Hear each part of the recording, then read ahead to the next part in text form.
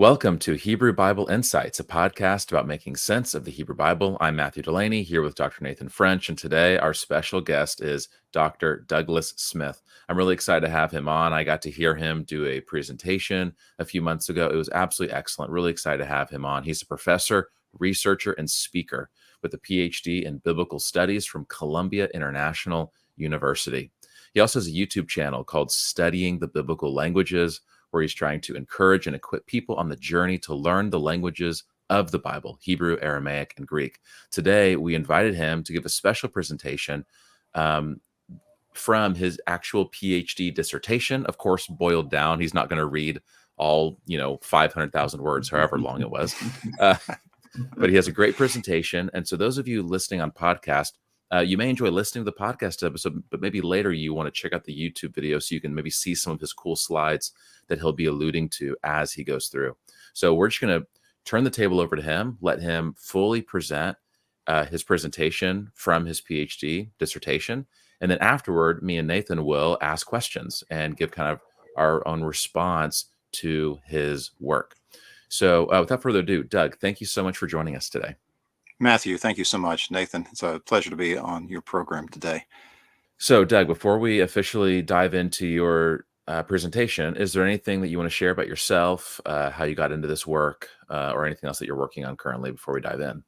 Sure. Well, it's a great surprise that I've ended up with this PhD in biblical studies. God has a sense of humor, and just had no idea I would end up studying the biblical languages. I thought I was going to drop out of them due to some early experience, especially with Hebrew. But thankfully, had some people who came my way and showed me there was more than one way to learn language, and that was very helpful. But just so blessed to have been encouraged by so many people along the path. My church underwrote my cost for my tuition, Fellowship Chapel in Bristol, Virginia, and just very, very thankful for that investment and to be able to study as a confessional scholar and teach in a Christian school, Bible, and even biblical Hebrew to high schoolers, and also to adjunct at several colleges. Excellent. Well, thanks for sharing part of your story. Now we're excited for you to share with us the culmination of your long PhD research. So we're just going to turn it over to you and share with us your presentation. Well, again, thanks for the opportunity to be able to share today. I'm calling this presentation a deep dive into the discourse of the Deluge. And it's, as you mentioned, a little summary of some of the findings in my PhD study. The title of the actual dissertation is A Comparative Discourse Analysis of the Genesis Flood Account in the Hebrew Masoretic Text and the Greek Septuagint. And I defended it last summer, July 20th, 2023. And my supervisors, Dr. Ben Noonan, external readers, Dr. Steve Boyd, and Dr. Peter Gentry. And it was just a great experience to work with each of these scholars and learn so much from each of them.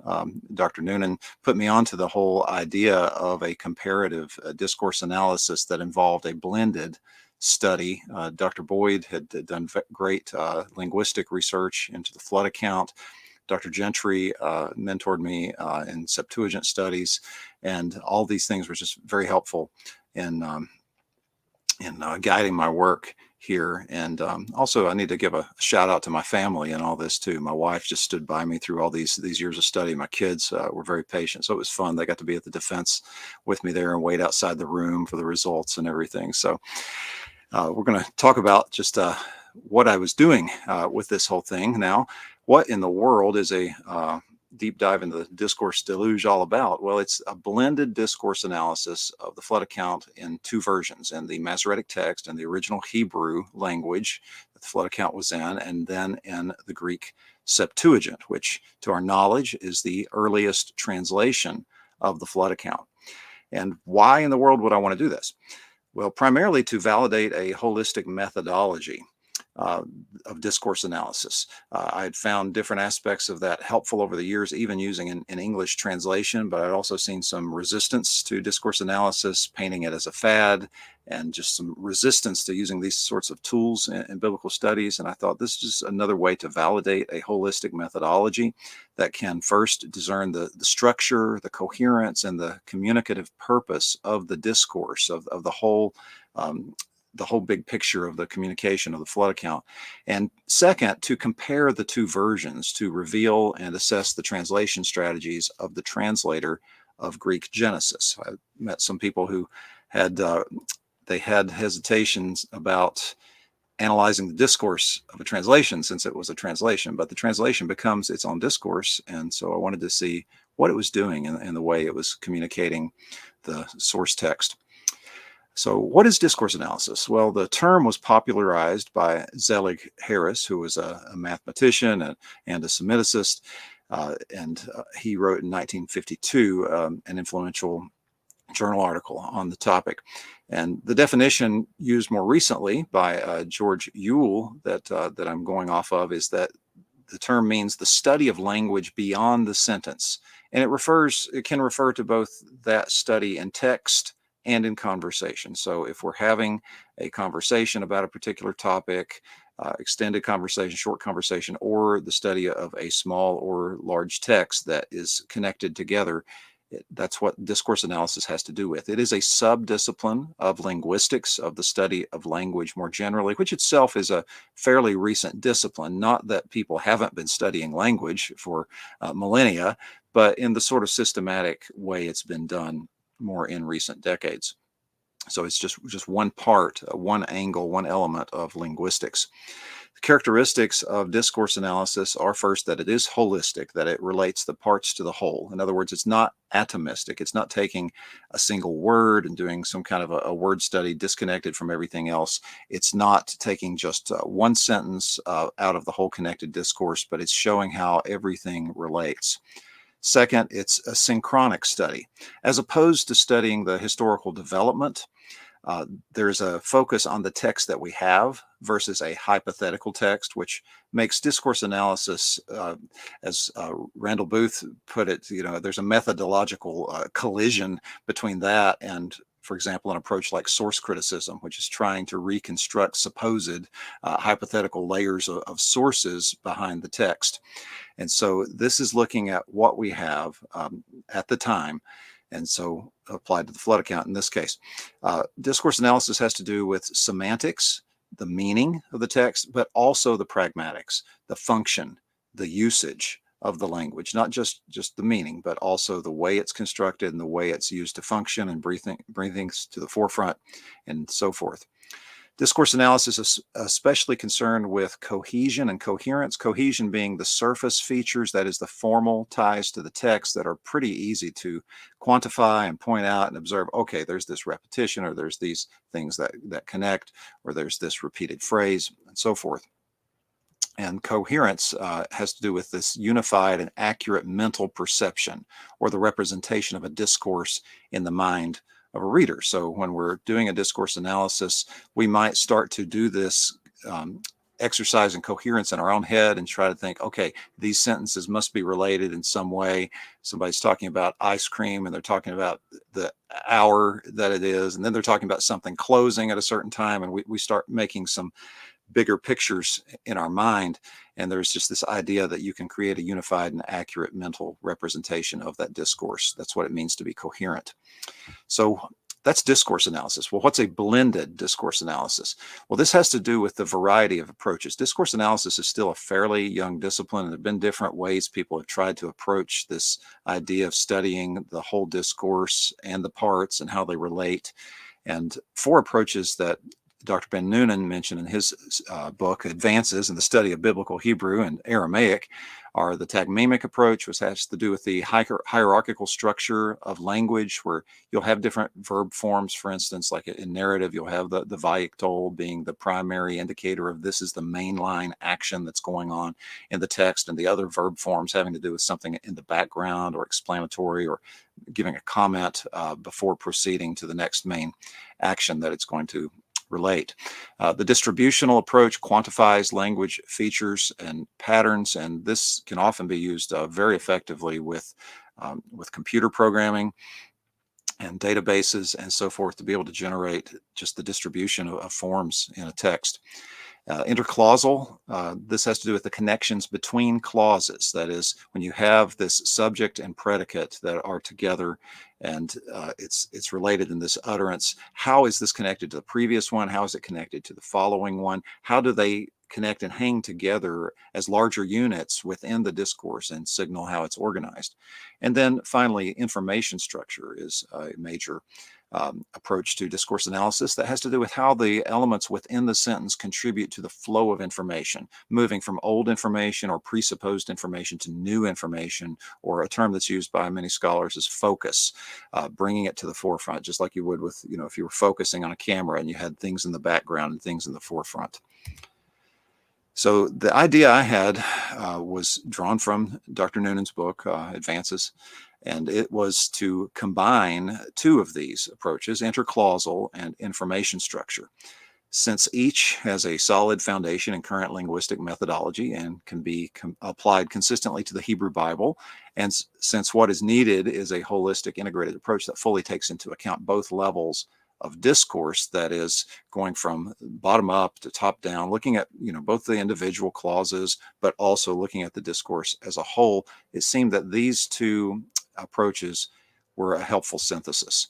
So my proposed blend of these two approaches was to take the interclausal connectives and notice specifically a feature called ascendaton, which really, somewhat ironically, it's the fact that you don't have a connective, at least not an explicit connective, but you can still have sentences connected, even though it's almost like an invisible magnetic kind of connection at times, but there's other times that it will make a break. You can also have specific connectors. Vav, of course, is a common one in the Hebrew Bible, and Chi in the Greek. Information structure features, I looked at focus structures, which has to do with the way a clause is put in the discourse, how it presents the information, whether it's just a brand new announcement, all the information's new, or whether you have an established character and you're just commenting and he did this and he did this and he did this, or whether you're focusing on how something happened, describing a feature, or putting something other than the verb in focus, and to organize or to categorize based on these types of focus structures is one way to study information structures. Another is participant reference, how participants are introduced in a discourse, how they are back referenced in the discourse. Are they mentioned by name? Are they referred to with pronouns? Are they just in the verb inflection, and so forth? And then finally, lexical and morphosyntactic patterning. So the repetition of specific words or word groups, the repetition of specific grammatical structures, these were important in the lexical and morphosyntactic patterning. And so the need, the promise, and the deficiency that I was trying to do with this study was that there was promise because there was a successful application of discourse analysis to biblical studies, even though it's something from broader study of language, from linguistics more generally. People have been doing this in biblical studies, Old Testament and New Testament, for some time. And Dempster, Levinson, Floor, Runge, Robert Longacre were some of the guides that I thought were very helpful to show this. But what was the deficiency? It's the fact that it is relatively new. It's also a discipline that has some fragmented approaches, hence wanting to do a comparative blended discourse analysis. And one of the pitfalls in studying discourse analysis in biblical studies is terminology, the methodology. These things can vary widely from author to author and study to study. So you have to really kind of come to grips to terms, as I believe it is Mortimer Adler talks about. You really have to really see how people are using their words and their terminology. Also, the way people approach it in terms of a corpus or genre is important, because sometimes people will do a discourse analysis of a specific text. Sometimes people will present discourse analysis and they'll give you many examples from many different texts, and you don't really have time to see how it is functioning in the larger discourse in that rapid fire kind of approach. Another promise and deficiency was the potential for illuminating Septuagint and comparative studies. Fresh and Ciron had done some work that showed that potential and how it could illuminate translation technique, for instance, for the Septuagint. But the deficiency is that there's not been a whole lot of work that's been done with discourse analysis in these areas. There's just not a lot of studies that will look at a translation and try to analyze its discourse. Then the third area of need of promise and deficiency was that the studies of the flood account and the Masoretic Text and the Septuagint have involved aspects of discourse analysis and literary studies. And Wenham, Robert Longacre again, Lee Anderson, Wright, and Covington both have all shown that these aspects could bear some fruit here. But once again, there's a deficiency in that a blended discourse analysis needs to be rigorously applied to both versions, both the Masoretic Text and the Septuagint. They've been studied as literary studies, both of them thoroughly in certain ways, but the blended discourse analysis of both, I had not seen that. So the contributions. First, a proof of concept for a blended discourse analysis applied to a text in the Masoretic Text and the Septuagint. Second, the application to both narrative and non-narrative, because in the corpus studies, sometimes non-narrative would be ignored. I'd seen studies, for instance, that would delve into Jonah, but would ignore the poetry, the speech in Jonah's prayer and so forth, and just focus on the narrative. So that was a very important contribution. I thought that it could help make and be another study that would provide data for narrative and non-narrative. Third, a graphical organization of the data. Sometimes in biblical studies, we stick to our prose and we don't show people in other ways how we can visualize the data. Fourth, a comparison of results that provides evidence for assessing and describing the Septuagint translation technique for Genesis, and then showing that a blended comparative discourse analysis is useful for revisiting even a familiar text, the flood account, for both confirmation and new insights. We have not gotten to the bottom of our deep dives. So the methodology, as far as my preliminary approach, it was to research component elements of the proposed discourse analysis blend in general linguistics, and then look at it in biblical Hebrew and in Koine Greek. Since Septuagint, and particularly the Genesis translator, this is Koine Greek that we're talking about here. The clause connectors, as far as the interclausal connectives, they, in my methodology, they suggest how the parts are grouped or separated, and these clauses may be joined by a connector or have no connector, which is a senditon. A senditon tends to do two things, according to Dempster: to open a new section or to comment on a prior clause. And so one has to study and assess each one in that light. Connectors then can be common conjunctions, as well as certain adverbs and prepositions that indicate coordination, that join independent clauses together, or subordination, where one clause is dependent on the other. And so the connective strategies here in the Hebrew Bible, in the flood account specifically, were a senditon, vav plus a non-verb constituent, vav plus verbs other than vayiktol or vekatol, which includes the vav in the form, and then the vayiktol, the vekatol, gam, and ki. And in this chart, I broke them down as to where they occur in the narrative and the speech. And then looking at the Greek, ascendaton, kai, de, hoti, gar, un, plain, and then a feature called the conjunctive participle, where you would have the participle joining another a clause to a clause and making it subordinate. And then the source text features, you can see on the right column, the ascendaton, often translated ascendaton, but kai would sometimes translate vav or would translate gam, and so forth. As for the focus structures, my methodology was to look at these three types: the predicate, the argument, and the sentence focus structures. The predicate focus is pretty common, where you've already got an established topic and it just keeps talking about either the action or the state of that presupposed topic.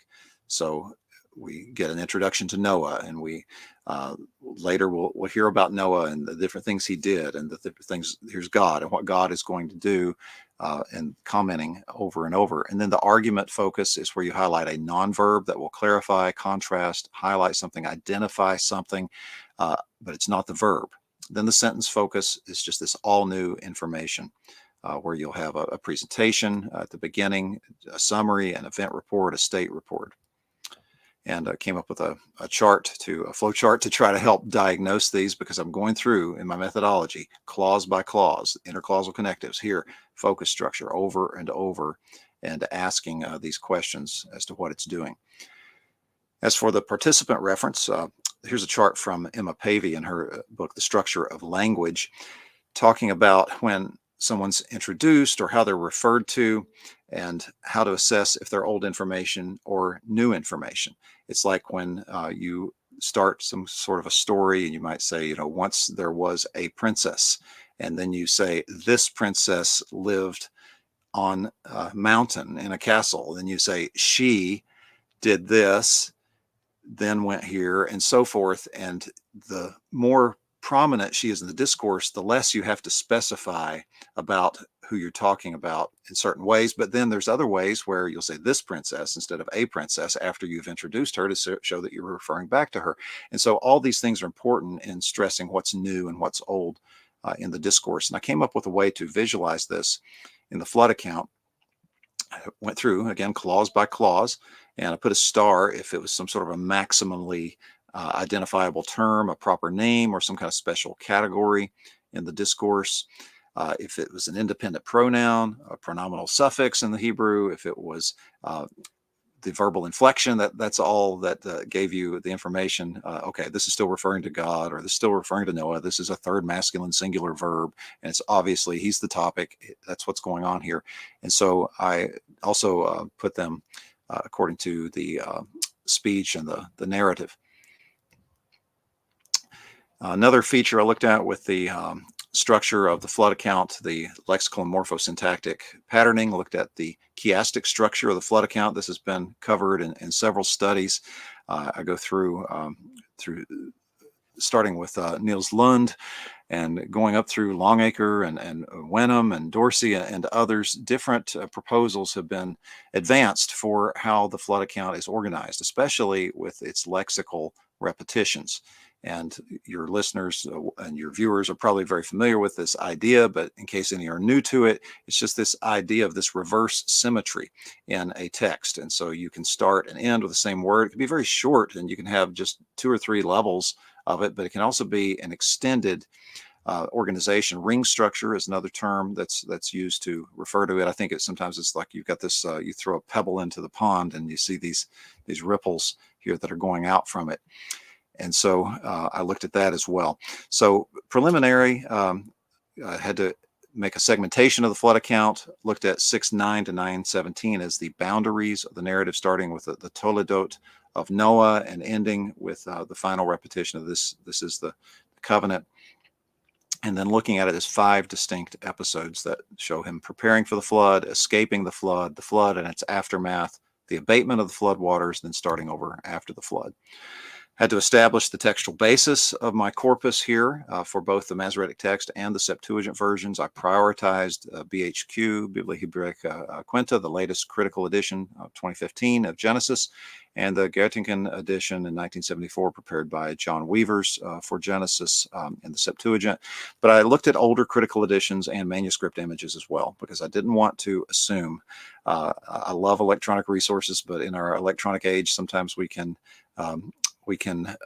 propagate errors unwittingly. And I noticed in BHQ, both the electronic and the print editions, that there was something missing. I noticed that the vowel was missing, and then somebody else pointed out, oh, the accent is missing as well in Shalosh Shah. Now, that didn't have a major effect on my the outcome of my study at all, but it just reminded me the importance of doing our due diligence in this aspect of biblical studies. So comparing it with the Leningrad Codex in this case. Also, I discussed proposals for the relationship of Masoretic Text and Septuagint of Genesis and the likely Vorlage of the Septuagint here. And I adopted a stance that it's fundamentally similar to a Proto-Masoretic text type, so that there's enough similarity, at least, that we can assume at the very least there's enough similarity to be able to do a comparison. And there's a lot of consensus on that for Genesis. I explored the translation technique for the Genesis translator, the different options of basically moving from more of a literal, formal sort of translation to a more free translation, and found that he uses a lot of different strategies. You cannot pigeonhole him. And so some of those strategies are semantic leveling, where he'll take a Greek term and use that as the counterpart to several different Hebrew terms throughout a book. You'll see that for the word for earth or land, gay for both eretz and adamah, for example. Semantic differentiation, where he'll have individual Hebrew words, but you can tell he's rendering contextually and using different Greek words. Neologisms, where it looks like, as far as we know, since we don't have the words attested in the other Greek literature we have available, it looks like there may be some words that are coined in the text as well, or adapted from different Greek constructions. Stereotypes, where he'll rigidly have a Hebrew Greek equivalence that may not always make perfect sense in the translation. And then there's several other different techniques that I looked at as well. They're the calques, the isolates, transcriptions, and what are often called Hebraisms. So I divided the text into clauses, as I mentioned, confirmed the boundaries for the macro segmentation, that is the organization of the big picture of the discourse into its major chunks, evaluated that extended chiasm idea, looked at each episode clause by clause and proposed a macro structure of the whole text, and looked at the macro segmentation first with the toledot and why we would think, okay, here's something brand new. Ascendaton was a very important feature here. And both the Masoretic text and the Septuagint have this statement starting that way in Genesis 1, Genesis 2:4, and in Genesis 5:1. But in Genesis 6:9, we have it ascendetic in the Hebrew, but we have it with day in the Greek, which shows, I think, in this case, a further development that the translator is picking up on. But in Hebrew, this seems to indicate here's a break here. Here's a new section in the text. And so this toledot structure, here's the opening boundary. You can also see the marking here with the Hebrew reading tradition to the Serarim. You've got the closing as well here. You've got the Hebrew spacing in the text as well, the petucha here, the open section. These seem to go along with the idea of segmenting these portions of the text as well. And so 6:9 and 9:17 is boundaries. Also looking at the participant reference for this aspect of boundaries and breaking it down into its individual episodes. As I looked at my preliminary segmentation, I saw, wow, if you look at the profile of each of the major sections in both the Masoretic text and Septuagint, you do see some differences.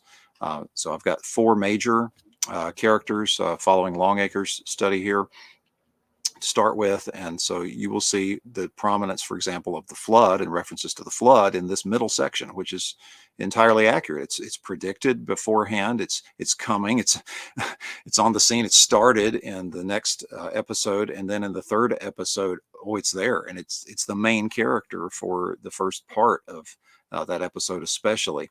And then in the fourth section, rather, there's not even a mention of God in that section. And that seems to show, okay, there's something different going on in this section, this relative absence of God in this portion of the text, and this sense of waiting that's magnified in there as well. That will go along with that. But the participant reference here specifically showing that there's something different going on here, and Septuagint largely preserved that. And then broadening this out to other participants, similar findings here, that there are different profiles for the different participants in the different sections, and that seems to be pretty similar between the two. And so in this chart, you can see them by name, and you can see in each of these sections, they have a distinct profile with the grouping of the participants that you have. And only Noah and the ark, the earth, and the other water references, not specifically one for the flood, the Mabul, which I heard your recent interview with Dr. Dustin Burlett. Had a great discussion there about that, and also its use in Psalm 29. These are the only 2 groupings here: Noah and the ark, the non-flood water references, and the earth. Everything else has something distinct or is missing somewhere else in the text. The chiastic structure, found some areas here that I thought I could make a contribution and add this just a little bit. Now, Wenham's is pretty extensive, but here I've got a few additional ones, and I tried to focus here on the lexical aspect, because this is a controversial thing in biblical studies. Some people are either guilty of chiasm mania and see it everywhere, or they are in denial that it's anywhere. And I want to be balanced here. So I tried to focus on things that are definitely repeated either lexically or morphosyntactically in the text that you can definitely say objectively, okay, there's definitely this repetition. And in a couple of cases of just the opposites as well, with closing and opening, with entering and exiting, but the others tend to be exact lexical repetitions, with God remembering Noah as the turning point in this reverse symmetry. And the Septuagint, very similar, although at times it will add, for example, in element H, you have the exact date in the life of Noah, but you have in H prime the exact date, which the Masoretic text has, but it adds in the life of Noah in the Septuagint, which seems to balance this out. And maybe there's a little sensitivity to this symmetry that's evidenced here. As far as looking at the discourse profile as a whole, I looked at Longacre's and proposed my own here as well, and certainly agree that the center point, the peak, is the destruction of the flood, and then the aftermath there with God remembering Noah. But also, I think there is, similar to Longacre's secondary peak there, you do have in the final section, in 9:12 through 17 in particular, God's speech about this is the sign of the covenant. You've got remember at the center of that chiasm as well, with bow and cloud surrounding that. So the interclausal connective strategies I then looked at when I looked at the episodes specifically. They help me to break down, whether it's a new section or a comment, or it's reviewing, it's giving these different elements, these different structures, like the vav plus hine, the vehine, and how it will draw attention to things there in the discourse. Noticing the conjunctive participle, as I mentioned earlier, here you have Noach ish zadik, which in the Greek is Noe anthropos dikaios, which is pretty strict word for word. But then when you have Tamim Hayab Bedoratav, it changes a finite Hebrew verb into this conjunctive participle, teleas on inte genea altu. And instead of having what I see as two separate clauses with these two examples, I think you have a single clause in Greek, and you've got this connection that you didn't have in the rendering here. Then the focus structures, I just looked at those patterns, analyzed those for the sentence, argument, and the predicate focus, and marked where the topic shifted, and analyzed the specific function to try to notice if there were patterns there. And then tried to break that down and represent that in the charts as well. And then, as I mentioned, the participant reference charts, and one can see the way the participants are distributed and referred back to certain breaks in the discourse. For instance, this section here, where only Noah and the ark are being commented on, this is where God's giving the instruction to Noah on how to build the ark. As for the lexical morphosyntactic, we have inclusios quite a bit in the flood account. These are the generations of Noah. You could say there's a couple right here in verse 9 of chapter 6, Noah and Noah here. Or if you see this Toledot heading and leave it separate, even Noah was a righteous man, and then with God walked Noah, representing the Hebrew word order there. And then at the end of the first episode, Noah did according to all that God commanded him, thus he did. Another inclusio that starts and ends with Asa, and further ones in the text as well. And Asa is used quite a bit to indicate, I think, the opening and closure of sections there.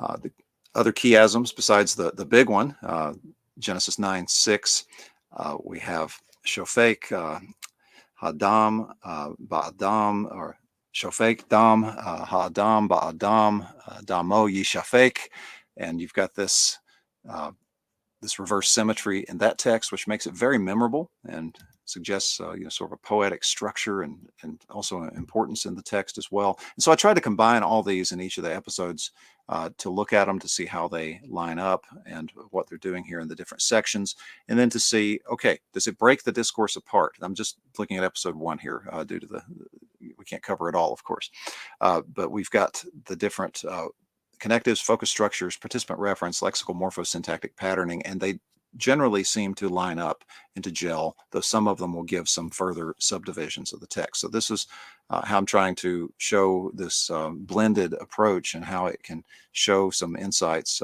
when applied here to the text, and then giving an outline and then a summary.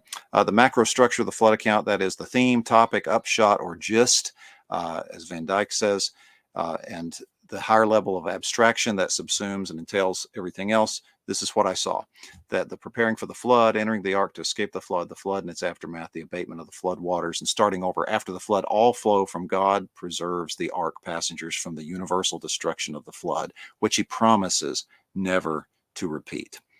And seeing it as unpacking all that. So what are the results? A highly structured, coherent Hebrew text and a Greek counterpart, I believe, are shown by this study, that both text structures and their communicative purposes can clearly be related, that you have a sophisticated Greek translator, usually following the source closely, but paying attention to larger Hebrew discourse, reading above the sentence level by sometimes breaking the text down a little further, by harmonizing what he might think are perceived difficulties, whether it's just balancing some repetition, or one thing I found was in representing speech. For example, in the Masoretic Text, when God talks about himself in chapter 9, he talks about himself in the third person.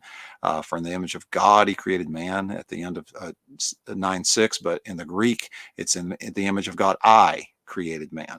And so there seems to be some sensitivity to, oh, God talking about himself in the third person. Let's make him talk about himself in the first person.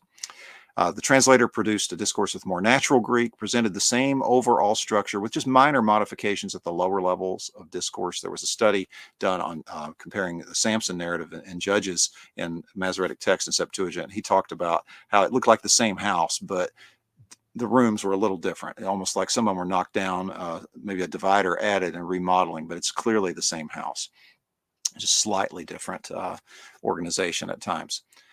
And then the ways forward, thought about that with my dissertation. What else could we do? More interdisciplinary integration would be good with other aspects of linguistics, certainly computational analysis and so forth. More passages need to be studied in ways like this. Entire books, the whole book of Genesis would be awesome. The whole Pentateuch would be awesome to be studied this way. Applying it to the Septuagint, other translations, the Vulgate, the Targums, how this is important for Bible translation and how it can help us there, and then practical resources for teaching and preaching.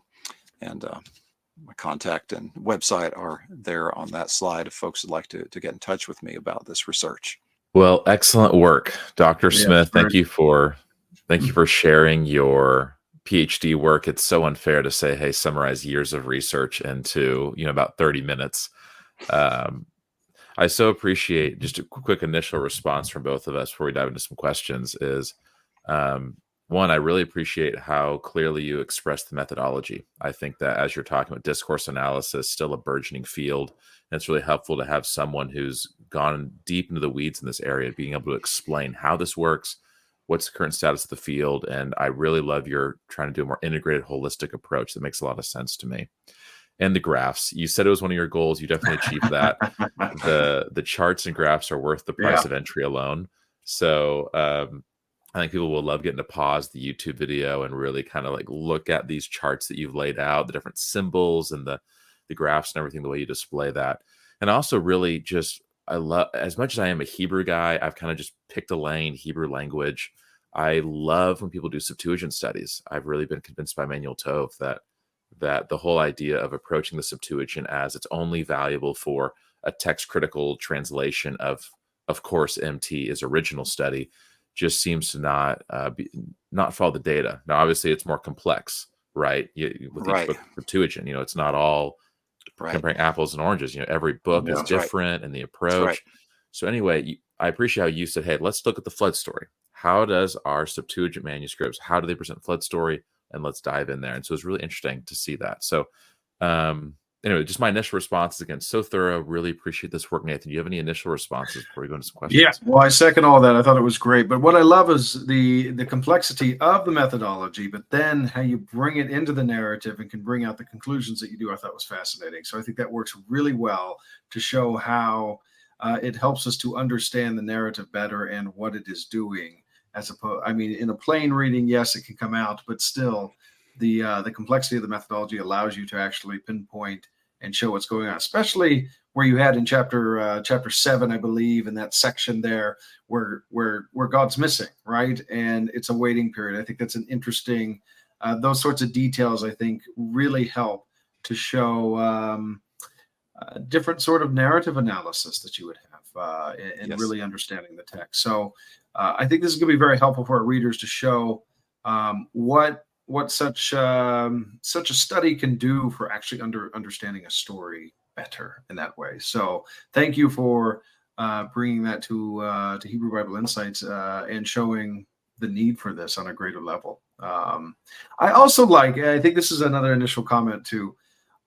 Bringing the Septuagint in really shows the difference of culture and how much culture really does matter on a linguistic level for translation and for the meaning of text that's coming through. And I think that this really helps to show that both in a visual way, as you did with the graphing, but also just through the methodology itself. So very good. One question I'm kind of curious about is how did your view of Septuagint kind of maybe change or morph over time as you dug into this research? Sorry, that was a really bad pun. I didn't really mean that to say. We're okay with puns, right? That's one reason I like alliteration, and puns are two of the reasons I love studying Hebrew. Yeah, that was so bad. Anyway, so I just out of curiosity for you, where I'm not sure where you were kind of at going into your PhD on Septuagint studies, and maybe kind of how you view things on the other side of this now. Well, I had heard of Septuagint first years ago. I was had a viewpoint of King James onlyism at one point, and heard some claims made about the Septuagint in some of those circles, which I thought was interesting. But had some exposure to some heavy academic teaching on it in college, and then later got to didn't have many opportunities at seminary, so got to meet with Dr. Gentry for a bit about that. But I was trying to keep an open mind and really try to wrap my head around it, because I kept hearing people make a lot of claims about it. And once I started to realize just how complicated it was, and that this is not just, people weren't carrying around a copy of the Septuagint, to our knowledge, anytime near the time that the Greek translations were done. There were many Greek translations possibly at times, and then there were the revisions and the recensions of the Septuagint. And we don't have enough text history at times to confidently say with all the books, do we really have the original translation, or is this some kind of later revision? So it really helped me understand the complexity of Septuagint studies, and that while it's useful for text criticism, it's not necessarily the final word. And many times there are alternative explanations. For example, in flood account, you've got the numbers of the dates, the specific dates given in the flood account. Why do you have 17 here in MT and 27 in Septuagint? And one plausible explanation is, depending on the spacing of the scribe, that could be read as a 10 or as a 20 plus 7. And so it just reminded me, how complex they were, and also the sophistication that the translators could do their craft with. And you couldn't just pigeonhole them and say, oh, that's always a literal translation, so this is definitely represents a different Hebrew text. Well, not necessarily. Yeah, that's one of the things I really appreciate about your work is you gave a couple examples showing, how the translator has a nuanced integrated approach where sometimes, okay, we're going to use this type of preposition here, or this time we're using the conjunction participle you mentioned in Greek, and they're clearly tracking the whole story.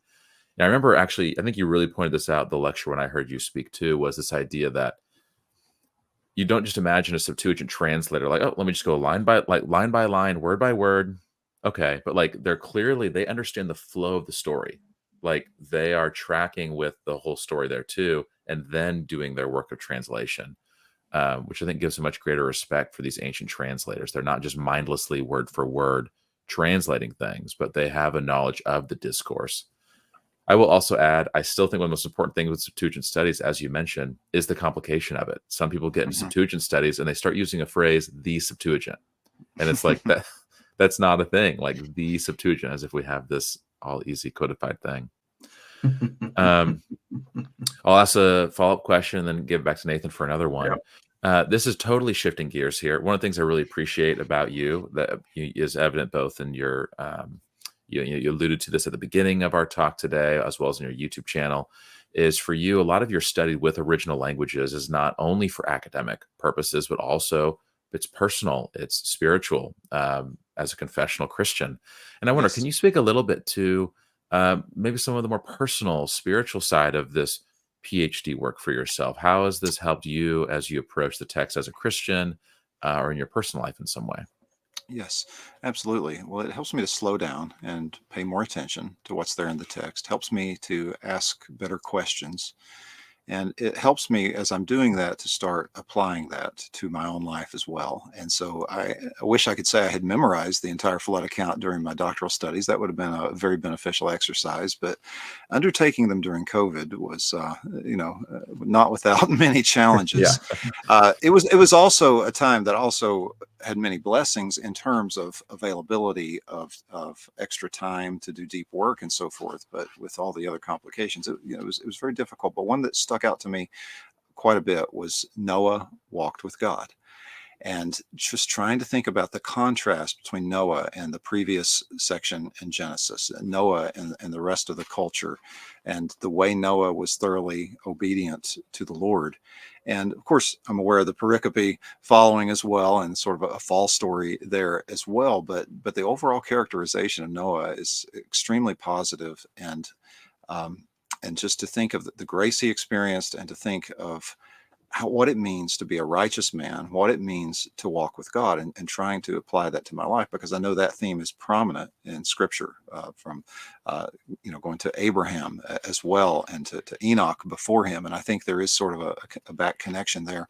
That, and also, as I mentioned, during COVID, the section that really, as far as a big episode that hit me, was the waiting, because Noah just, how long, okay, 7 more days here. Okay, now let's send the dove again, and so forth. And it seems like at times God isn't there. Mhm. And I don't know in the narrative strategy of the text if it's sort of a way of maybe even expressing that for Noah, that maybe in his head and in his heart, he knows God's remembered him, God's preserved him, he knows God's there, God's going to keep his covenant. But is there this nagging question in his mind, like, is God ever going to, get these waters off of here? Will we ever get back to any semblance of normalcy, or the new beginning they experience? And that had a lot of application. And once certain things started becoming available again, it was just a very different perspective. And I felt like, especially after finishing up the defense, like I'm walking out of the ark almost into some fresh air. but that passage too reminded me of Noah's character. I talked with one of my readers about this a lot, Dr. Boyd, just about Noah's character, his gentleness here. I think this is part of him being a righteous man too, and just like he knows about God's creation, he knows about these animals, but he's also, just the way it tenderly describes him, that the dove returns to him, he stretches out his hand, he takes her back in. Those things just really stood out to me, and just helped me kind of think about both the kind of person I want to be, and also just what it means to wait on God, and live in a world where you're seeing things that aren't perfect yet.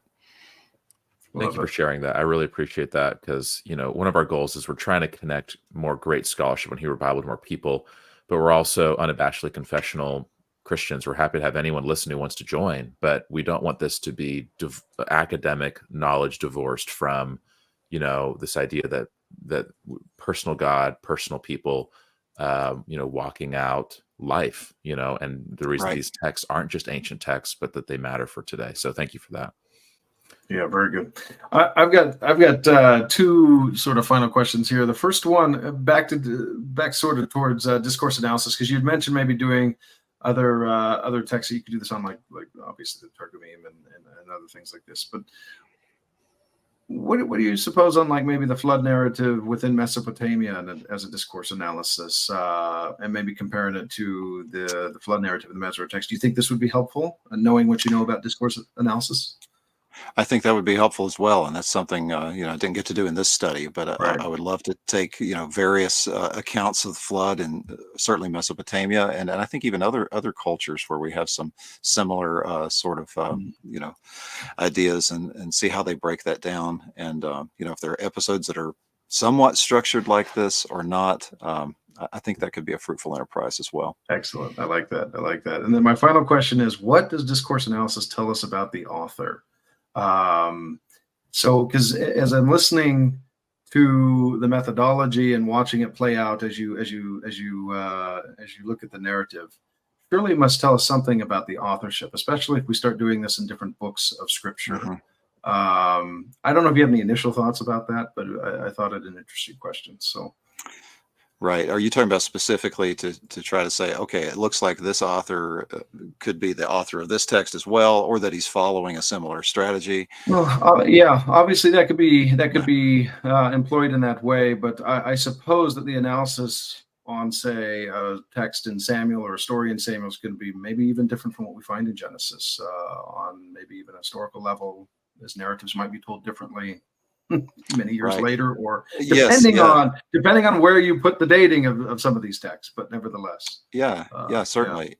Yeah. I think that can be very helpful for comparing strategies in different books, different authors, for sure. And I think mhm, what it showed me for the author, which I take a traditional view here of right, Mosaic hmm, responsibility for the text here, and I think there's a lot of connections there. Even the word used for ark and the Egyptian loan yeah, word and so forth. right, But what I see here, regardless, is I see a human author who I believe, under the inspiration of the Holy Spirit, a human author who is extremely skilled and yeah, has organized his discourse in ways that are memorable and impactful for the audience, and that just make the maximum use of language here, because yeah, you could say these things in other ways than were said, but to use bow over and over, and to use asa over and over, things like yeah. that, I think it bears much fruit to study that. And as you mentioned in another interview, the one with Dr. Barlett, the connections there with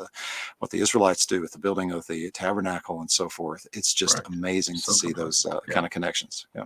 Yeah. Yeah. No, see that's what's great about it, because I think it does show, like you said, with the complexity between the narratives, how skilled these authors really were. And we Yes. tend not to think of ancient authors in this way, but it's quite amazing. In fact, that Monty and I like to talk in this old argument that used to exist that, as far as source criticism was concerned, the priestly source, especially with compared to Leviticus, because it's so complex, it had to be late.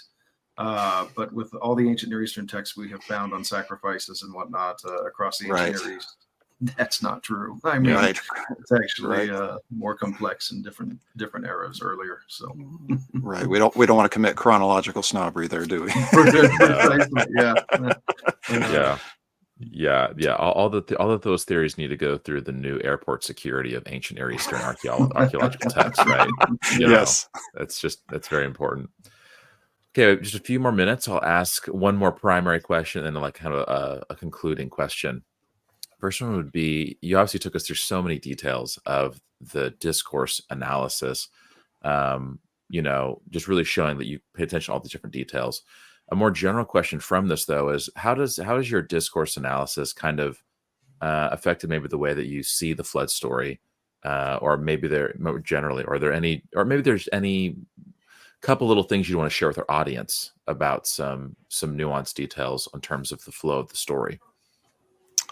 Well, I think the chiastic structure was really big for me to revisit that, because I think there's this definite connection, and especially the time you're wrapping back up, and you've got the covenant in the beginning referenced, and you've got the covenant really focused on in the final section there. And I think there's definitely this undoing and remaking, or as other scholars have termed it, the creation and the uncreation or decreation, and the recreation of the world. I mhm, think that's so important in the flood narrative, and it's really yeah, hammering home this is a new beginning.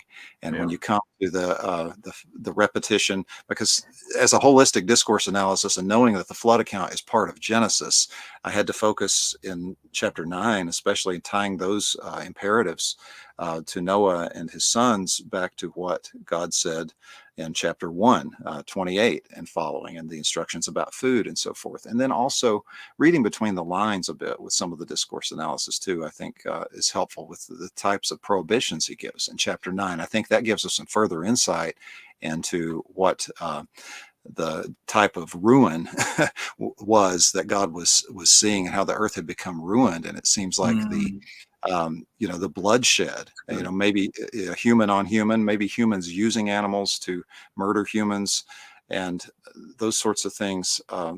That seems to be something that's not brought out explicitly in chapter 6, but then in chapter 9, looking back through that lens, it kind of, I think, tells on some of the people there. And so those sort of insights I found very helpful. That's good.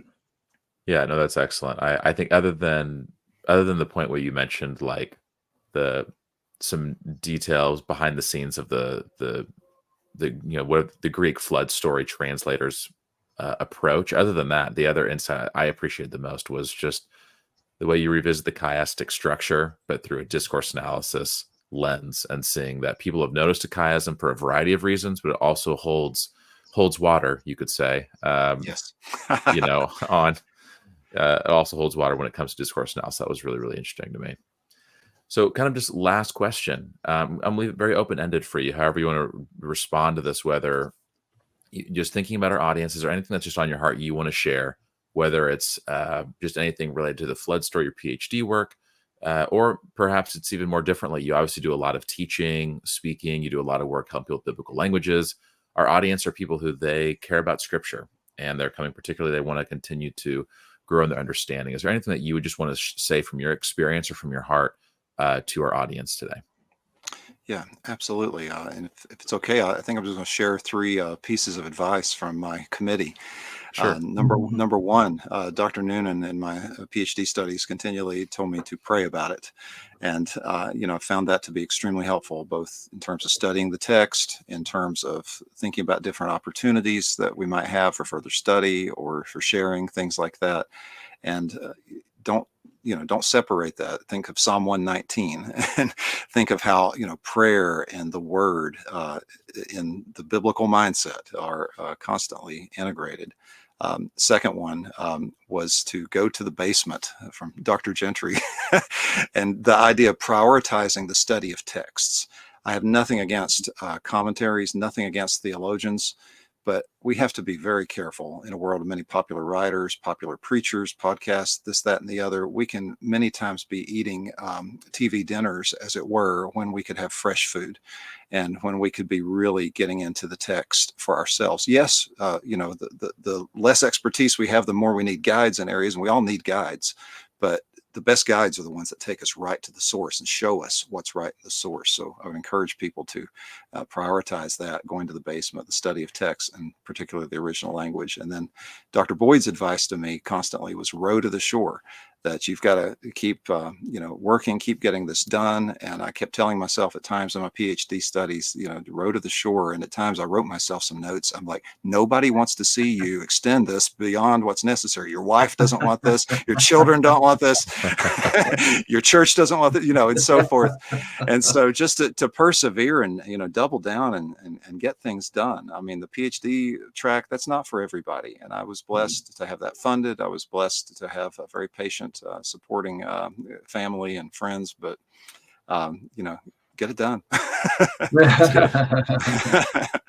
Yeah, Doug was sending out a raven and a right, and a dove waiting to see the dry land is going to be here. So. Yes, yeah, you and Dr. French both know very well about the intensity of this process. I love how you compared it to leaving the ark whenever you're done. It's just it's brilliant. Well, Dr. Doug Smith, thank you so much for sharing yourself with us, sharing your research. This has been a really enjoyable presentation and then following discussion. So I'll make sure to put links in the show notes below for your YouTube channel, as well as the university where you teach at, if anyone wants to connect more with you and your content. So thank you for coming on the show with us today. Thank you, Matthew. Thank you, Nathan.